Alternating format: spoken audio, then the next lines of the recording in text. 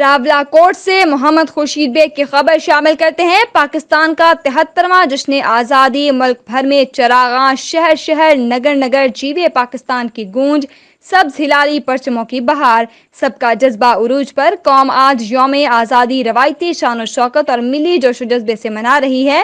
Rawla coat में पाकिस्तान जिंदाबाद rally निकाली गई और साबिर शहीद स्टेडियम में तकरीब का इनेकाद किया गया, जिसके मेहमान खसूसी साबिक सदर रियासत सरदार याकूब खान हैं।